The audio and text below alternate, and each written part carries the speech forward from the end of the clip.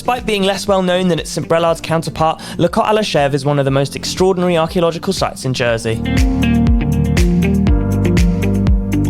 A small cave near Grosnez where Neanderthals may have lived and hunted up to 250,000 years ago, it is one of the earliest inhabited spots in the Channel Islands.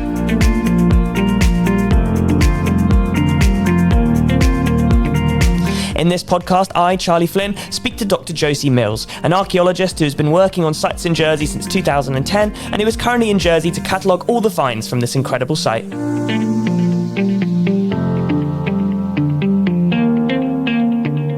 We discuss what was found at Cotte à la Chèvre, what it was and what our ancestors may have used it for, and what the site can tell us about Jersey's prehistory.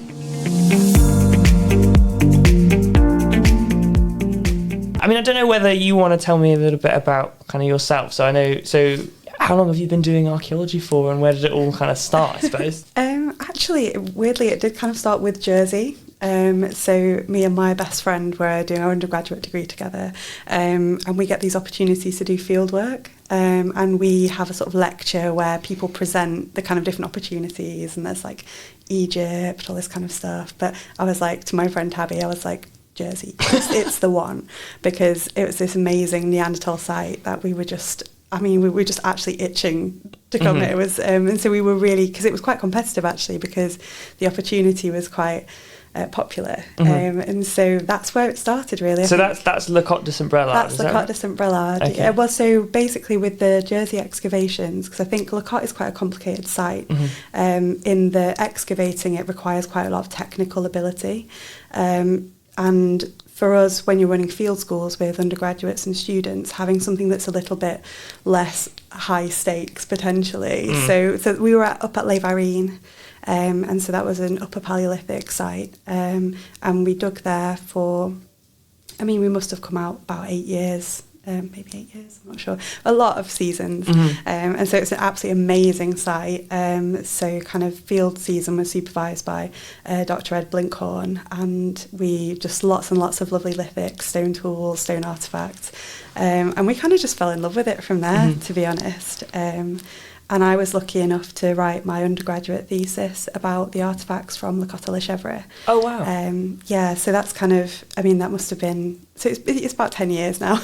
So I don't know whether it might be good to kind of distinguish, because there's two sort of sites, two big sites that you have worked on in the past, I suppose. So I don't know whether you kind of just explain what each site is and...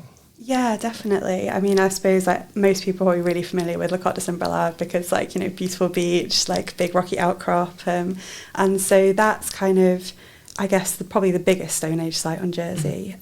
So I think we're looking about 250,000 years, and then quite a lot of different occupations by Neanderthals, by Middle Paleolithic people. And so that's a site that we've worked with Jersey Heritage and with the Société looking at the collections for a number of years. And Cotte à la Chèvre is on the north coast, up near Grosnez. So if you're kind of walking along the north coast, it's about 10 minutes from Grosnez, car park that is. And it is a smaller site, but it's kind of been not overshadowed, but because Cotte is such an amazing site with the mammoth and it's just wonderful.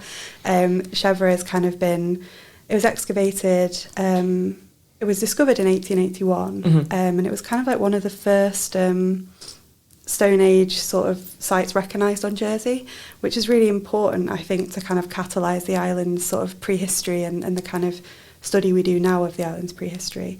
And then it was excavated in 1911 by the Société, and then again in 1960 by Professor Charles McBurney, who also excavated at Cotte de St Brelade.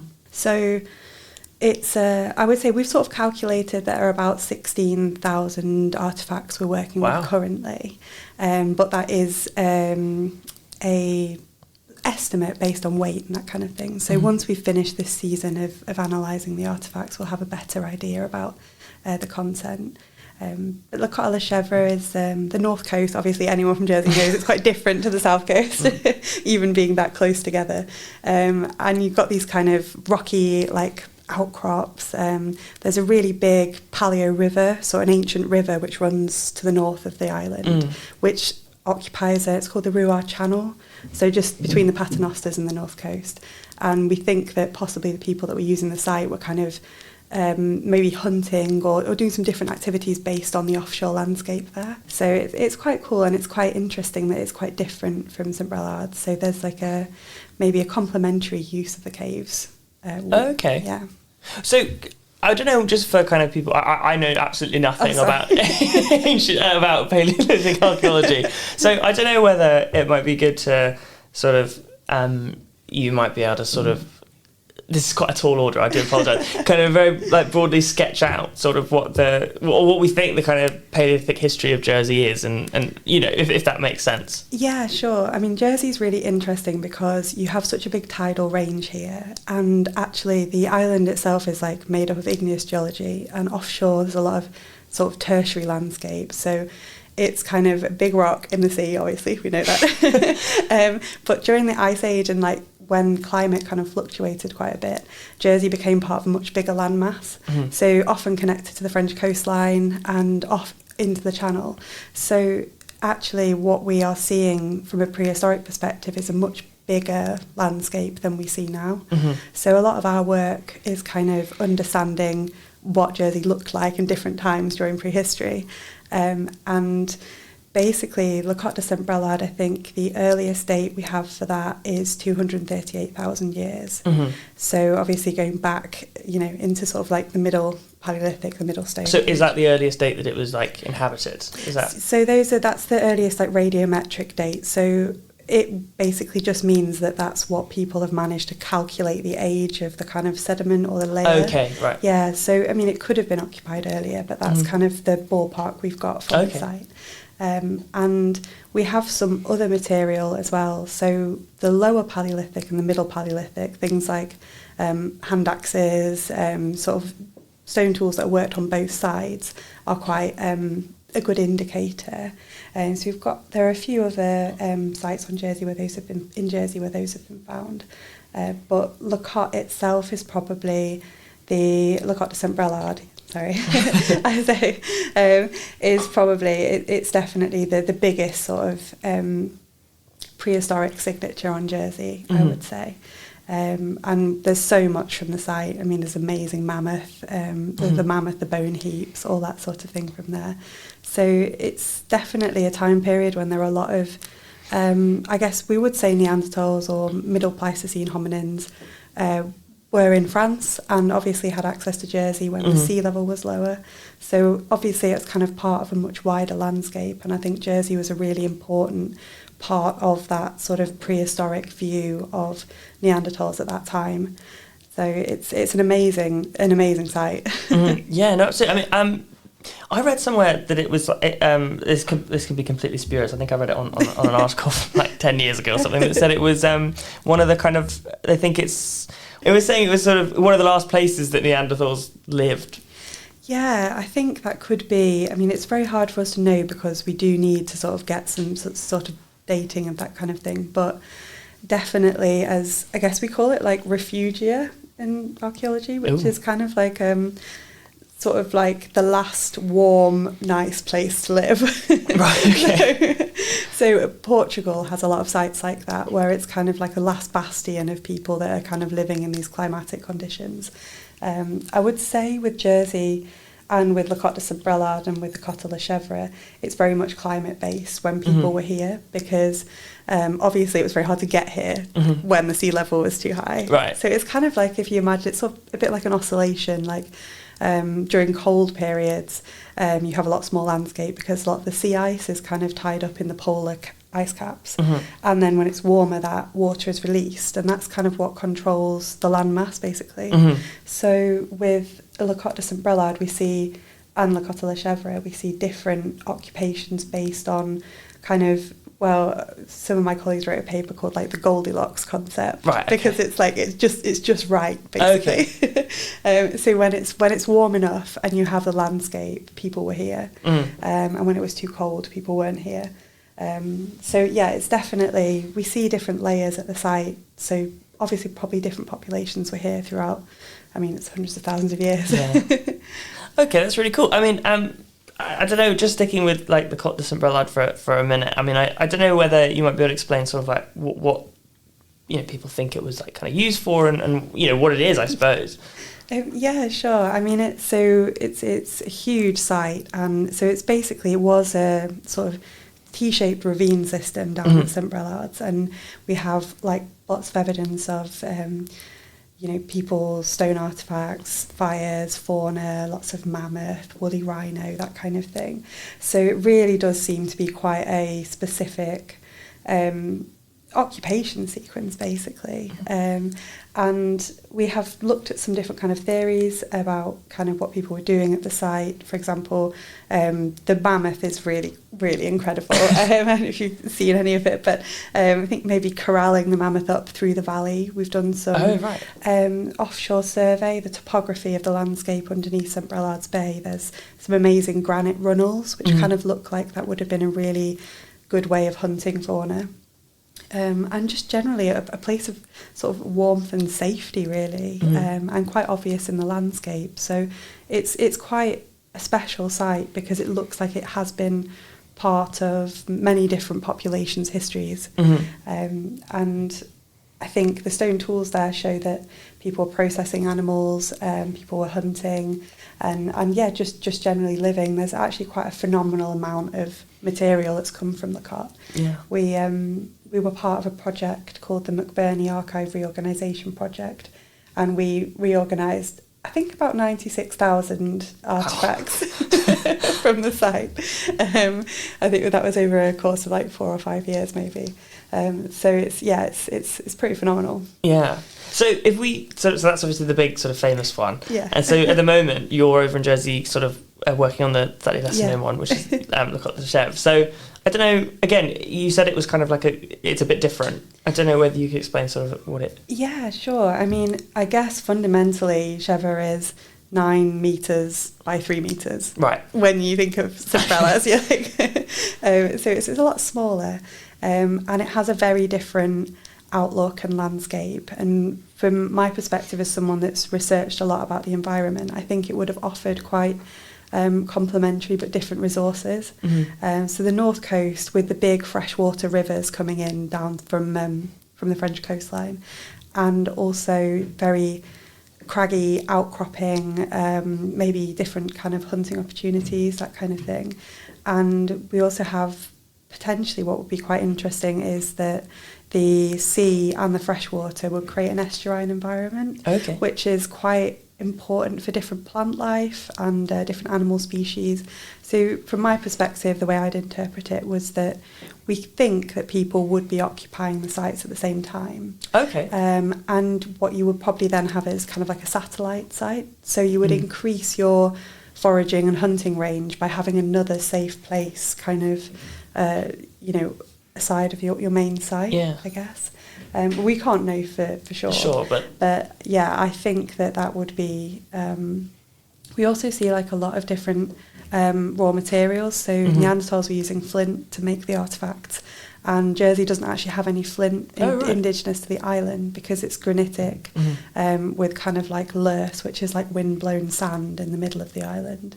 So the nearest flint sources are between Jersey and Guernsey. So we kind of know that people would have been moving across this landscape to access the flint they used to make the tools.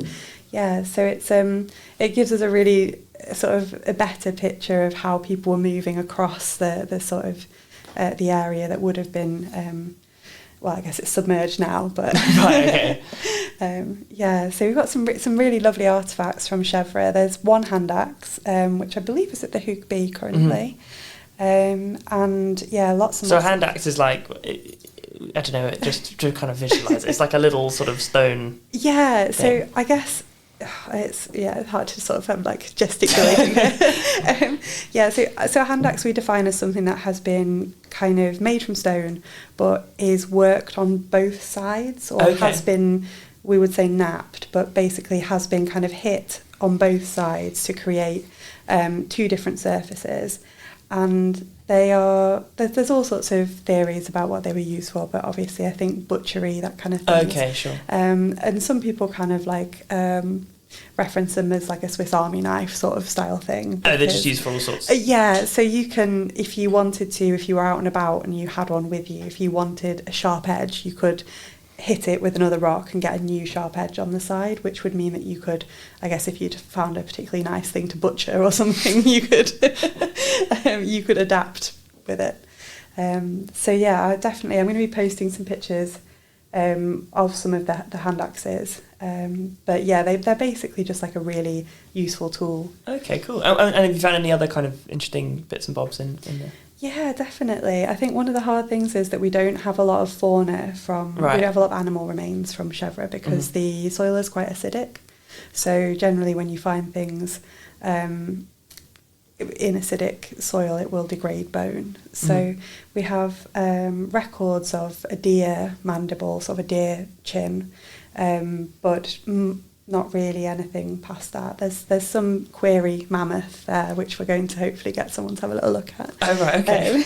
A query mammoth? Is it like maybe a mammoth? Well, it's teeth. Oh, okay. Yeah. So, and I'm not an expert, so I'd want someone else to have a little look at that first before I said anything like right, okay. definitive. Sure. But I mean that would be really interesting. I know there's some other material from caves on the north coast. I think it's Belhoog. There's some dwarf deer, which is really cool. Oh, right, okay. Yeah, so it's like a deer that lived on the island during high sea level, and they actually get smaller because there's not as much space. So oh, okay. It's actually like a specific type of Jersey deer. It's really cool. Oh, right. Yeah.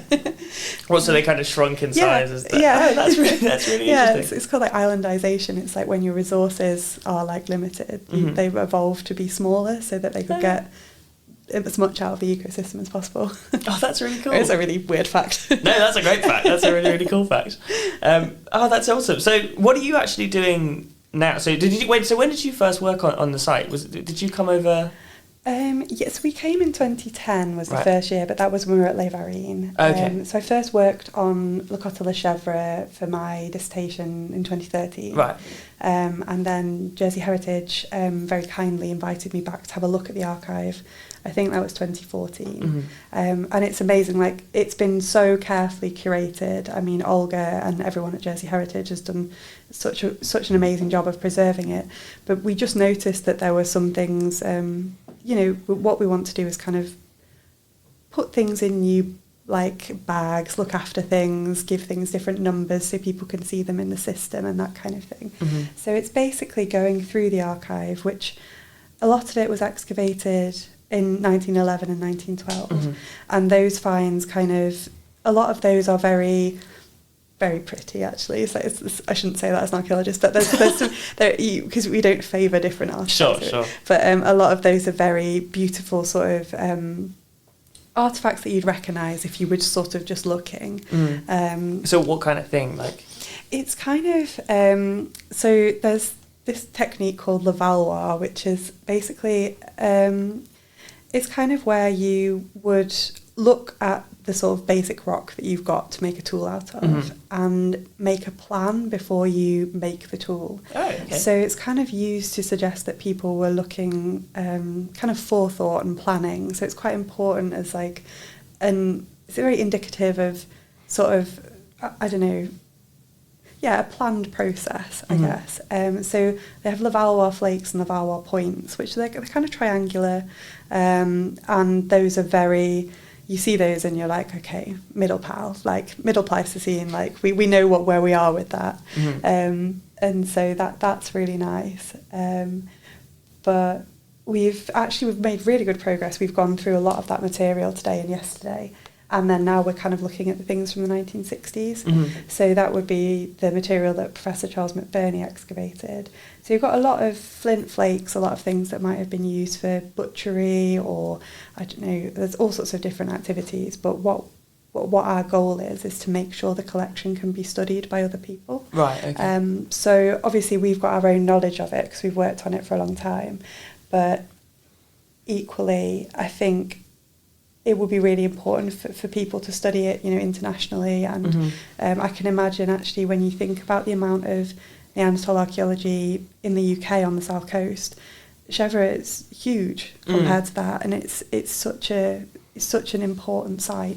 So I think what we are trying to do is make sure that the collection is, you know, if someone was saying, I want to do some research on this, they could come and look at it and understand where everything is and what everything is, and then, you know, potentially sort of increase sort of the research potential. Right, okay. So that's what you're doing at the moment. You're kind of going through and sort of... Yes, yeah. Okay, cool. I mean, just, you said it's kind of interesting, which is that, like, this is quite a big site relative. I mean, I don't know, maybe whether you could go into a bit more detail on how this kind of compares to other archaeological sites. Yeah, definitely. I think one of the things that's really interesting about sort of researching Jersey and thinking about its climatic history and the different shapes and ways the island has been over through the Ice Age is that actually you have a lot of connections with the French archaeological record. So looking at sites, you've got a couple of different sites on the French coastline which would really happily fit into this kind of picture of this sort of Stone Age landscape where people are just moving completely across using different resources. I think the flint is really important because that was kind of the thing that everybody used to make all their artefacts, all their different items. And I can imagine that Chèvre and Brelade fit well within that kind of Middle Paleolithic Neanderthal landscape of the channel as kind of just a big plain, basically. Oh, okay. Yeah. So it's, I would say the quantity of finds at Chèvre makes it a very, very important signature to record and for people to understand. But I think it's always very difficult when things we have this everywhere in archaeology, when things are dug, Victorian kind of excavations, there's an element of sort of things we might do differently now that weren't done then, you know. So there's a bit of detective work. Were quite a lot of these things done by amateurs? Is that a thing? I've read that a few places where kind of just groups of chaps would go out and... Well, yes. No, I mean, I think we were really lucky. Actually, Jersey has an amazing archaeological record.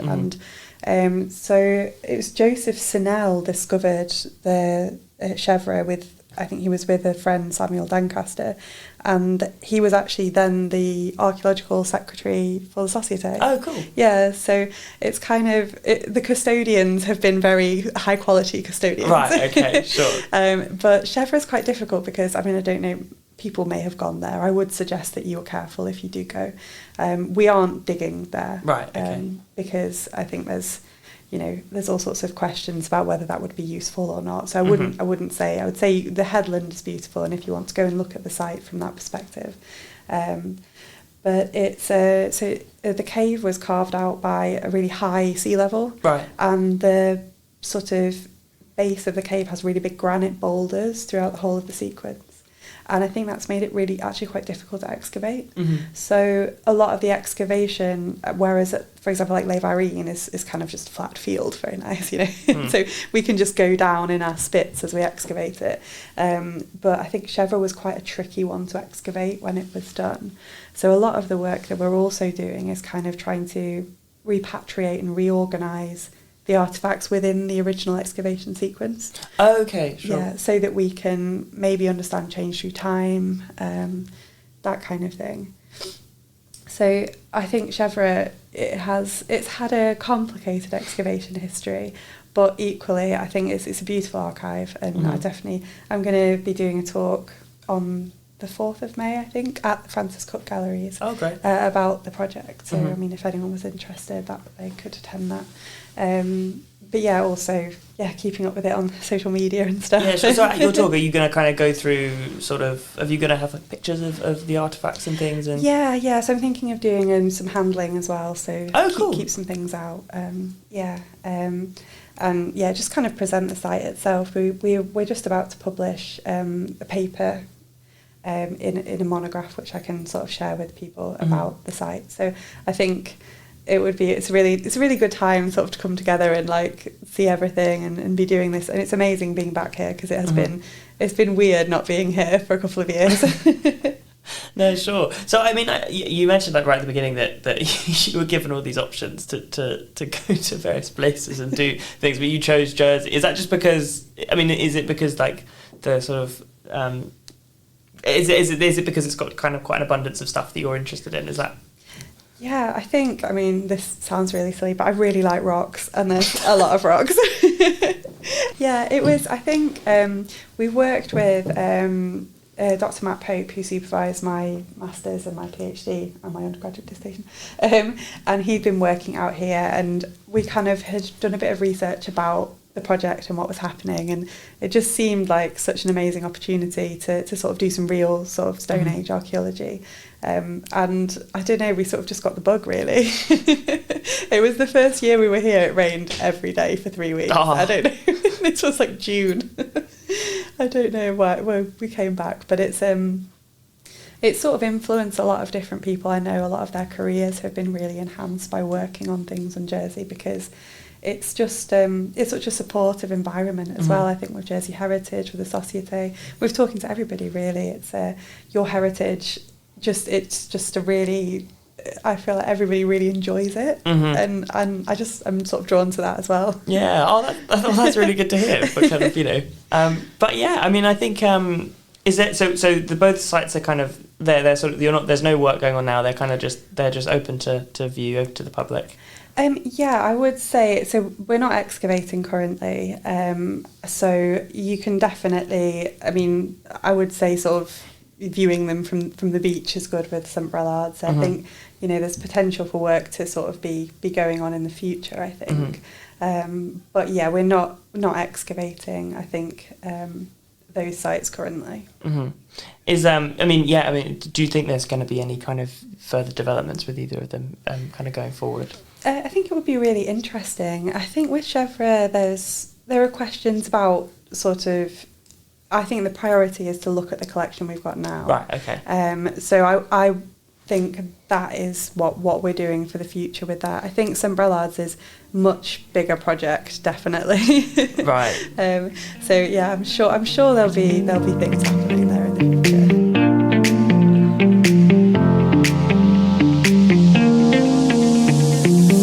Thank you to Dr Josie Mills for taking the time to talk about her work on Cotte le Chèvre. If you enjoyed this episode, Josie will be giving a free talk at the Sir Francis Cook Gallery on the 4th of May at 5:30.